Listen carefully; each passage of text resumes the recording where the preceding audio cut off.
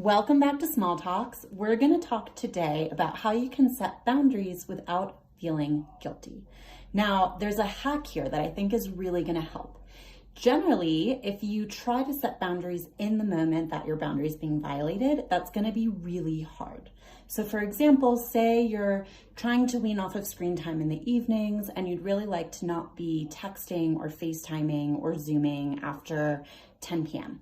So say it's 10:30 and one of your closest friends reaches out and you'd really like to communicate in that moment that actually you don't talk at that hour and you'll get back to them the next day.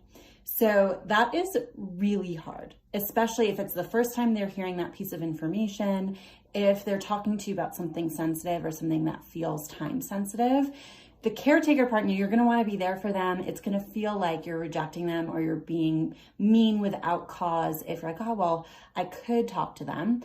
So the hack here is to communicate your boundaries in advance of really needing to. So had you had a conversation with your friend on any given Tuesday to say, hey, I'm so excited. I've just discovered what is really meaningful for me and something that I'd like to implement in my life to have better balance, better stress management, better emotional regulation for myself. I'm going to be turning off screens at 10 p.m. So just so you know, if you ever reach out after 10, it's pretty unlikely that I'll answer you. I will answer you the next day or as soon as possible. But just so you know, I'm investing in that practice for myself.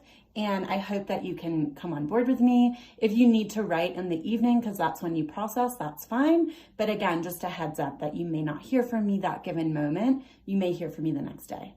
Now, what that's done for you is you're communicating it from a first person perspective. You're sharing why it's important to you. You're sharing in advance of them needing you or asking for your time. So it is absolutely not a rejection at all. And in the future, if someone does disrespect that boundary, or if they keep writing at night, or say they write at 10:30, you respond the next day and they're a little bit cold-shouldered about, oh, you didn't answer me right away, you can trust, you can have faith that you have communicated what your needs are. You have made a reasonable request to ask this person to come on board with what works best for you. And if they are concretely not respecting that, you can have another conversation to say, hey, I've noticed some tension, or hey, I'm sensing that maybe there's a mismatch or there's conflict. Can we talk about that? Can you tell me what would you rather see? And you can hear them out. You do not need to respond right away. So if they say, well, if you were really my friend, you'd respond immediately. You could say, you know what?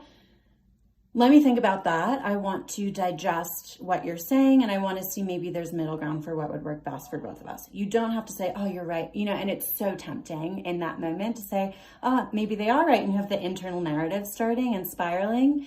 So just watch that, hold that. Give yourself the space you need to hear and digest and evaluate. But one of the best ways to set and hold your boundary without feeling mean or without feeling like you're doing anything wrong is to communicate that boundary from a first person perspective, sharing your why and communicating it in advance. So I hope that this tip is helpful for you today. If there's anything that's helpful for you that we haven't mentioned, share it in the comments. You really never know who you're going to help. You never know who's going to see that. And it really, believe it or not, could be life-changing for so many. If this has been helpful for you, please share it with a friend or loved one or colleague, or tag a friend, loved one, colleague who may benefit from hearing this today. And stay tuned. Keep your eyes peeled for the question bubbles in our stories. Keep sharing whatever questions are top of mind for you so that we can make sure that we're answering for you what's most helpful in 5 minutes or less. We'll see you soon. I hope you have a grounded and love-filled rest of your day. Bye.